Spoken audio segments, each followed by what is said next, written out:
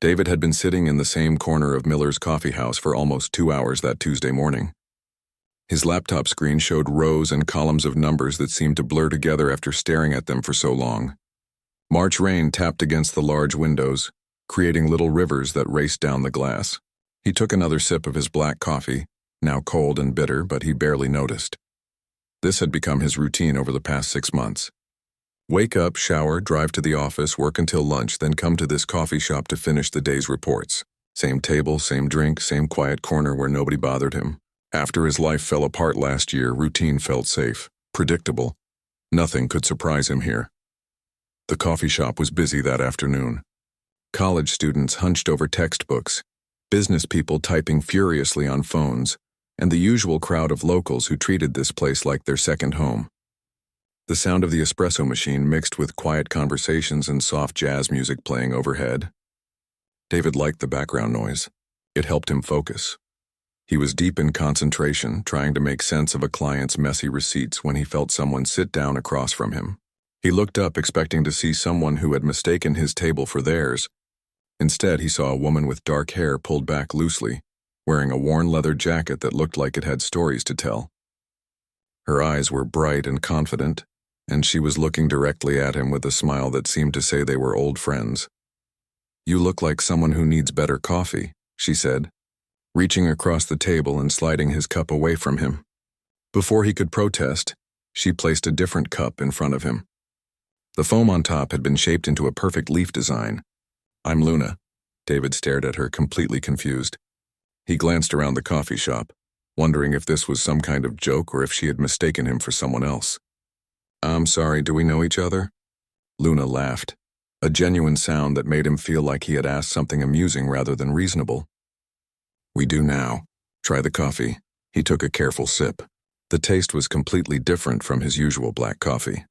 This had layers of flavor he didn't even know existed. Caramel, something nutty, maybe vanilla. It was warm and comforting in a way that made him realize how terrible his usual order really was. "Better, right?" Luna asked, settling back in her chair like she belonged there. "I've been watching you drink that awful stuff for weeks. Someone had to intervene." "You've been watching me?" David asked, not sure if he should be flattered or concerned. "Not in a creepy way," she said quickly, waving her hand.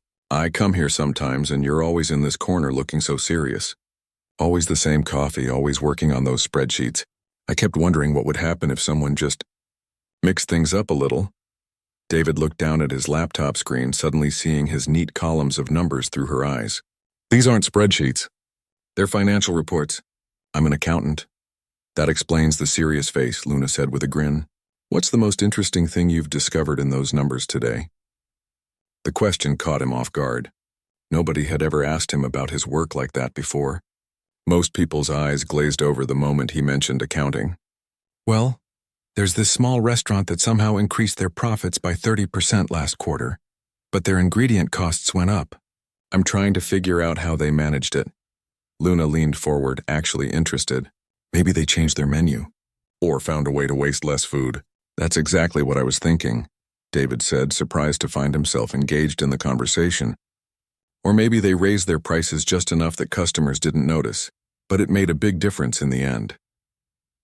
Like when coffee shops charge 50 cents more for oat milk," Luna said. "Small change for the customer, big impact for the business." They talked for 20 minutes about things David had never discussed with anyone outside of work. Luna asked questions that made him think about his job differently. She wanted to know about the stories behind the numbers, the real people whose lives showed up in his reports. When he told her about helping a young couple buy their first home by organizing their finances, her face lit up like he had just told her about saving someone's life. The rain outside had gotten heavier, drumming against the windows with more force. The coffee shop had grown quieter as the afternoon crowd thinned out.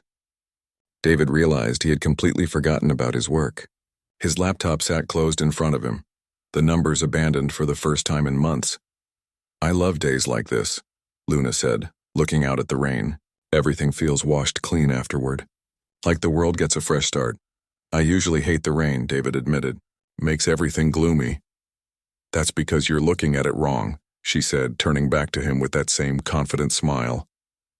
"Rain isn't gloomy. It's possibility. Every drop is going somewhere it's never been before. Something about the way she said it made David look out the window again. The rain didn't look quite as gray as it had before. Luna glanced at her watch, a vintage piece with a leather band that matched her jacket. "I should get going," she said, standing up suddenly. But this was nice. Really nice. David felt a strange panic as she gathered her things. "Wait, I don't even know your last name. Or your phone number." She paused, looking at him with an expression he couldn't quite read. "Same time tomorrow?" she asked, but it sounded more like a statement than a question. "Tomorrow?" David repeated. "If you want better coffee again," she said with a smile that made him feel like she had just offered him something much more valuable than a drink. Before he could answer, she was gone. David watched through the window as she walked down the street, her leather jacket dark against the gray afternoon. She moved with purpose, like someone who always knew exactly where she was going. He sat alone at the table, staring at the empty cup she had brought him. The foam art had dissolved, but the taste still lingered in his mouth. Sweet, complex, completely different from anything he usually chose for himself. David looked at his closed laptop, then at the chair where Luna had been sitting just moments before. For the first time in months, he wasn't thinking about numbers or reports or the safe routine that had been holding his life together. He was thinking about tomorrow. The next morning, David found himself arriving at Miller's coffee house 15 minutes earlier than usual. He told himself it was just to beat the crowd, but deep down he knew the real reason.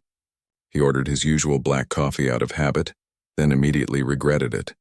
After tasting what Luna had brought him yesterday, his regular order seemed flat and lifeless. He sat at the same corner table, laptop open, trying to focus on his work. But every time the door chimed, his eyes would dart up to see who was entering. By 11:30, Luna still hadn't appeared. David felt foolish for expecting her. She had said same time tomorrow, but maybe she hadn't really meant it. Just as he was about to give up and actually focus on his reports, she walked in. Today she wore a simple green sweater and jeans, her hair loose around her shoulders. She carried a small camera bag slung across her body, and when she spotted him, that same knowing smile spread across her face. "You came back," she said, sliding into the chair across from him like she belonged there. "You said same time tomorrow," David replied, closing his laptop. "I did, didn't I?" Luna said, looking pleased. "And you remembered. That's a good sign." She disappeared to the counter and returned with 2 cups, setting one in front of him. This time it was something with cinnamon and a hint of chocolate. "Tell me about your most interesting client," she said without any small talk. David found himself talking about Mrs. Chen, an elderly woman who ran a small flower shop. Her books were a complete mess, but she somehow managed to keep her business running through pure determination and an incredible knowledge of which flowers meant what.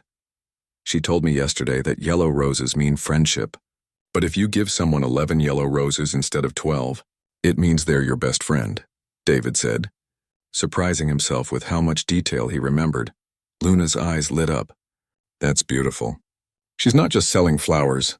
She's helping people say things they might not know how to put into words." "I never thought about it that way," David admitted. "Numbers tell stories," Luna said, stirring her coffee. "You just have to know how to listen to them." They talked for 40 minutes that day. Luna told him about her work as a photographer, how she spent her mornings looking for interesting light and unexpected moments around the city. She described finding an old man feeding pigeons in the park every morning at exactly 7:15, always bringing the same type of bread, always sitting on the same bench. "I've been photographing him for a week now," she said, "not to bother him, just from a distance. There's something so peaceful about his routine. It made me think of you, actually." "Because I'm boring and predictable?" David asked, but he was smiling. "Because you find comfort in patterns," Luna corrected. "There's nothing wrong with that. The world needs people who show up, who can be counted on." When she left that day, David felt the same strange emptiness he had experienced the day before, but this time, he was already looking forward to tomorrow. The pattern continued for the next 2 weeks. Luna didn't come every day, and David never knew when to expect her. Sometimes she arrived before him, already waiting with 2 cups of coffee and a story about something she had photographed that morning. Other times she would slip in when he was deep in work, startling him with her presence. On days when she didn't come, David found himself staying later, making excuses to linger. He would order different drinks, trying to guess what she might have chosen for him. He started carrying a small notebook, writing down interesting details from his client meetings that he might want to share with her. His co-workers began to notice changes. Tom from the office mentioned that David seemed less stressed during their Monday meetings. His sister called one evening and commented that he sounded happier, more engaged in their conversation. "You're different lately," she said during one of their weekly phone calls, in a good way. "What's going on?" David wasn't sure how to explain Luna without sounding crazy. How could he tell his sister about someone who appeared and disappeared like a character from a story? Someone who never gave him her phone number or made concrete plans, but who had somehow become the most interesting part of his week. "I've been getting out more," he said instead, which was technically true. The unpredictability of seeing Luna began to change how David approached his entire life. He found himself taking different routes to work, trying new restaurants for lunch, even buying a blue shirt to replace one of his usual white ones. Small changes, but they felt significant. One Thursday, Luna arrived carrying a portfolio case along with her camera bag. She seemed more excited than usual, practically bouncing in her seat as she sat down. "I have news," she said, her eyes bright with excitement. "Remember that series I told you about? The one where I've been documenting small businesses around the city?" David nodded. Luna had mentioned her project several times, how she wanted to capture the stories of people who kept their communities running. The baker who started work at 4 in the morning, the bookstore owner who knew every customer's favorite genre, the mechanic who had been fixing cars in the same garage for 30 years. "A magazine wants to publish it," Luna continued. "Not just any magazine, but City Life. They want to run a 6-page spread next month." "Luna, that's incredible," David said, genuinely excited for her. He had learned enough about photography from their conversations to know this was a big deal. "The editor loved the stories behind the images," she said. She said most photographers just capture what things look like, but I captured what they feel like. They celebrated with fancy coffee drinks and shared a chocolate croissant. Luna showed him some of the photographs on her camera's small screen, explaining what she had been trying to capture in each one. David found himself seeing the city differently through her eyes, noticing the small dramas and quiet beauty that happened every day, while he had been focused on his spreadsheets. As the afternoon stretched on, David realized he was happier than he had been in months. Luna's excitement was contagious and her success felt like something he could celebrate too, even though he had played no part in earning it. But as she packed up her things to leave, David noticed something different in her expression, a slight tension around her eyes like she was holding back something important. "Same time tomorrow?" he asked, the question that had become their ritual. Luna hesitated for just a moment before smiling. "Of course," she said, but for the first time since they had started meeting, David wasn't entirely convinced she meant it. Friday came and went without any sign of Luna. David waited until almost 3 in the afternoon before finally giving up and heading back to his office. He told himself she was probably busy with her magazine feature, but a nagging worry had settled in his chest. Saturday and Sunday passed the same way. The coffee shop felt different without the possibility of her appearing. David found himself studying other customers, wondering if they had someone in their life who could vanish for days and leave them feeling this unsettled. Monday arrived gray and drizzly, matching David's mood perfectly. He ordered his usual black coffee, then immediately switched it for something with more flavor, a habit Luna had started in him. He opened his laptop and tried to focus on work, but the empty chair across from him felt like a loud reminder that his routine had been broken. Tuesday was worse. David caught himself checking his phone constantly, even though Luna had never given him her number. He stayed at the coffee shop until closing time, pretending to work while really just hoping she might walk through the door. By Wednesday, he was starting to feel foolish. Maybe he had imagined the connection between them. Maybe those conversations that had felt so natural to him had been just polite small talk for her. Maybe she had gotten what she needed from their meetings and moved on to more interesting people. Thursday afternoon brought unexpected rain, the kind that appears suddenly and sends people running for cover. David was packing up his laptop when the coffee shop door opened and Luna walked in, shaking water from her jacket. She looked tired in a way he had never seen before, and she carried a large black portfolio case that seemed heavier than usual. She sat down across from him without her usual confident greeting, setting the portfolio case on the floor with a soft thud. Her hair was damp from the rain and there were dark circles under her eyes. "I got the assignment," she said without looking at him directly. "What assignment?" David asked, though something in her tone made him not want to hear the answer. "National Geographic," Luna said, finally meeting his eyes. "They want me to document climate change effects in remote parts of Alaska. 6 months, starting next month." The words hit David like cold water. National Geographic, Alaska, 6 months. Each piece of information felt like a door closing. "Luna, that's amazing," he said, trying to inject enthusiasm into his voice. "National Geographic is like the biggest magazine in the world for photographers." "It is," she agreed quietly. "It's the kind of assignment that can change a career. The kind of opportunity most photographers never get." They sat in silence for a moment, the weight of unspoken implications hanging between them. David could hear the espresso machine hissing, conversations from other tables, the rain getting heavier against the windows, normal sounds that felt somehow distant. "When do you leave?" he asked. 3 weeks, Luna said. "I need time to prepare. Special equipment for the cold, research about the areas I'll be visiting, meetings with the editors." David nodded, trying to process this information. 3 weeks felt like no time at all, but also like an eternity to spend knowing someone was leaving. "You're going to do incredible work there," he said, and meant it. Even though his chest felt tight, he could picture Luna in Alaska, capturing images that would help people understand what the world was losing to climate change. Luna looked at him with an expression he couldn't quite read. "I need to tell you something," she said. "About why I've been coming here, about how I handle things like this." "Things like what?" "Connections," she said simply. "I'm not good at them, David. I mean, I'm good at meeting people, at talking to them, at getting them to open up. It's part of what makes me a decent photographer. But the staying part, the building something that lasts part, I'm terrible at that." She twisted her hands together on the table, looking down at them instead of at him. "I move around a lot for work. I always have, even before I was a photographer. My dad was in the military, so we moved every few years when I was growing up.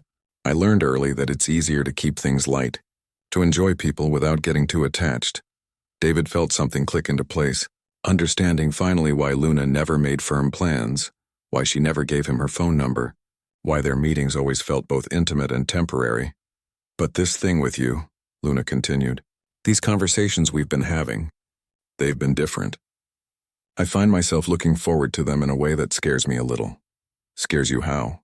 Luna looked up at him then, and he saw vulnerability in her eyes that hadn't been there before. "Because I care what you think. Because I want to tell you about my day, about the weird light I saw in a building this morning, about the old woman I photographed who reminded me of my grandmother. I want to know how Mrs. Chen is doing with her flower shop, and whether you figured out that restaurant mystery from last week." David's heart was beating faster, but he kept his voice steady. "That doesn't sound scary to me." "It is when you're about to leave for 6 months, Luna said. "It is when you have a history of disappearing from people's lives without warning.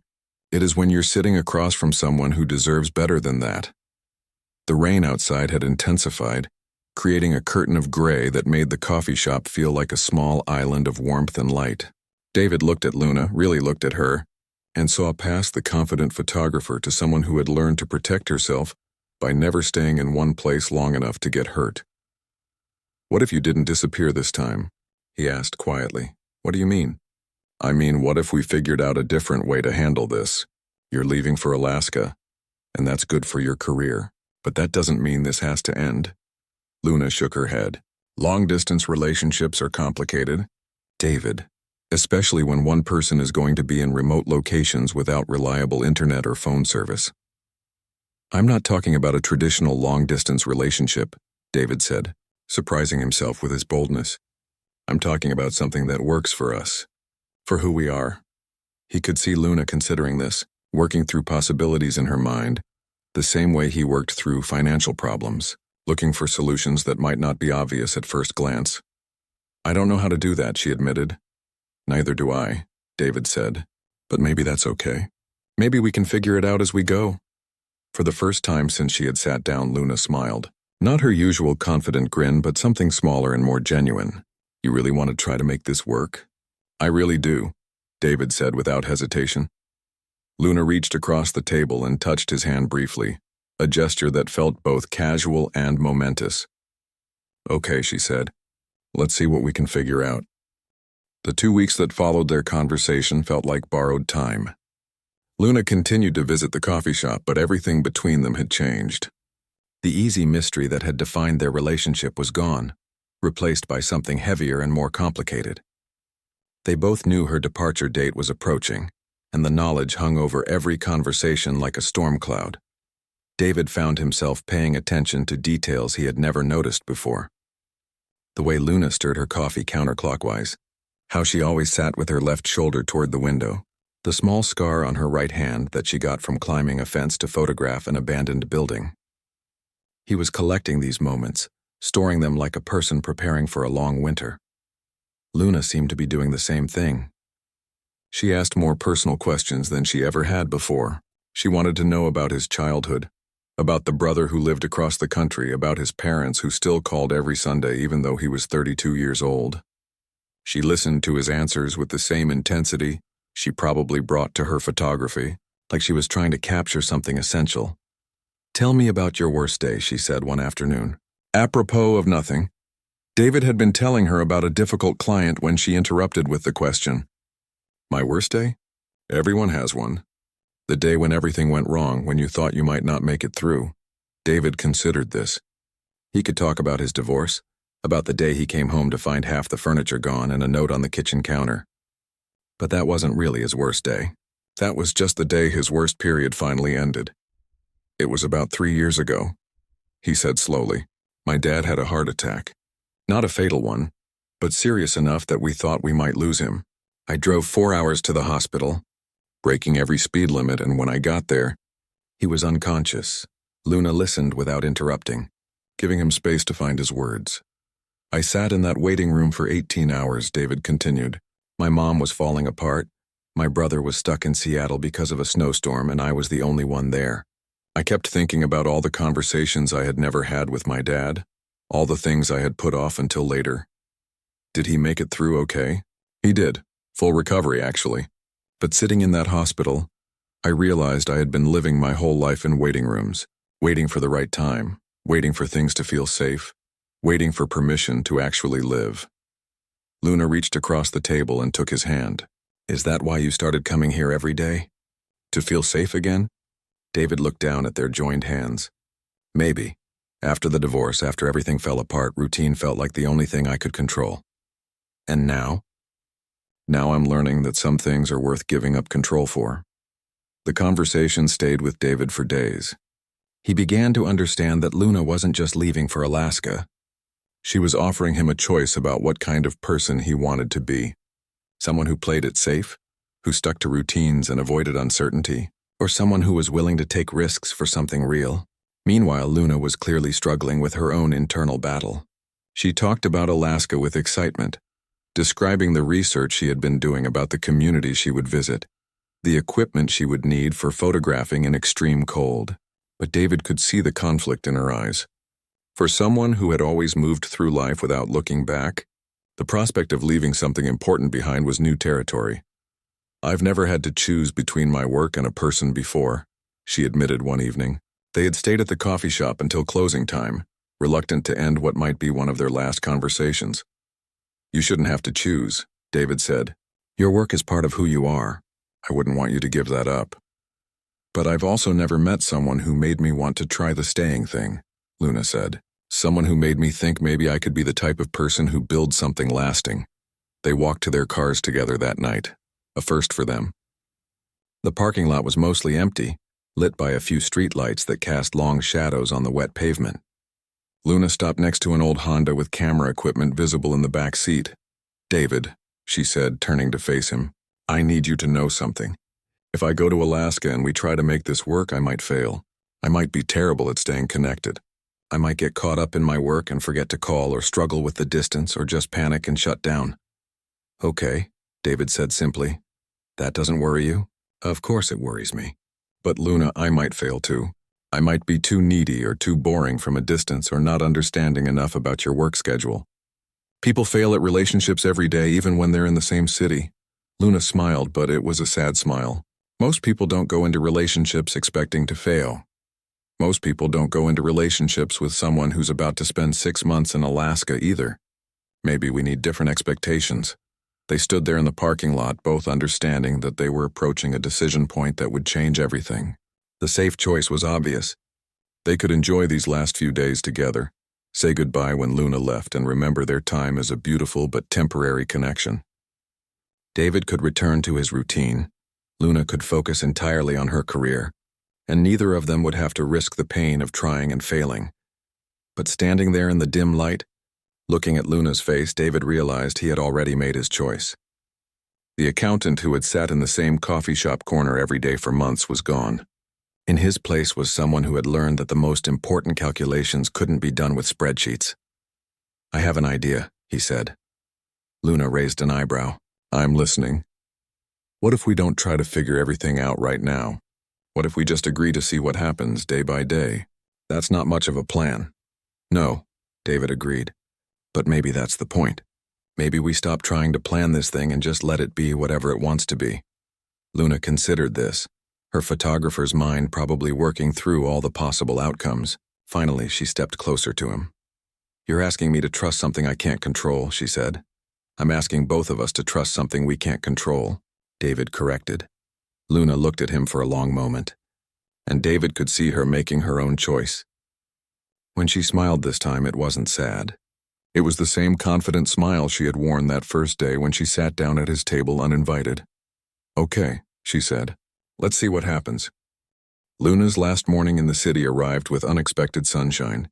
David had barely slept the night before, his mind cycling through everything he wanted to say and everything he was afraid to say.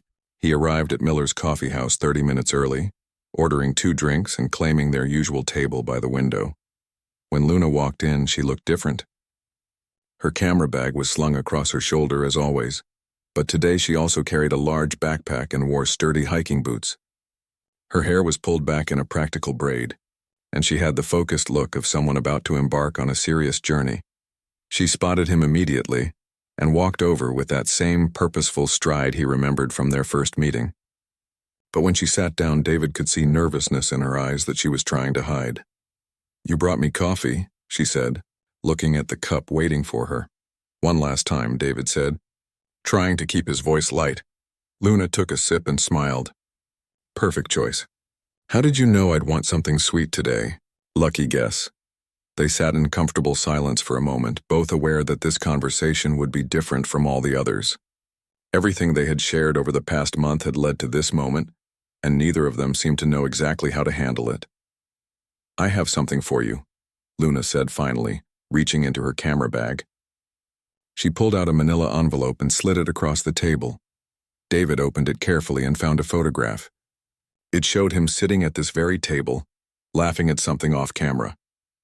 His laptop was closed in front of him, and sunlight was streaming through the window, creating a warm glow around his face. He looked relaxed and genuinely happy in a way that surprised him. "When did you take this?" he asked.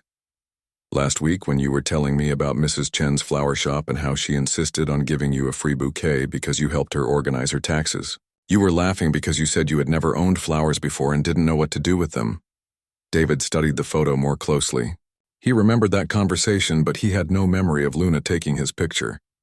"I look different than I expected." "You look like yourself," Luna said. "The real version, not the careful version you show most people." David turned the photo over and found Luna's handwriting on the back. "For someone who taught me that staying still doesn't mean standing still. Thank you for showing me what it looks like when someone chooses to be brave every single day." "Luna, I'm not brave," David said, looking up at her. "Yes, you are. You just don't realize it. You get up every morning and help people organize their lives. You listen to their problems and find solutions.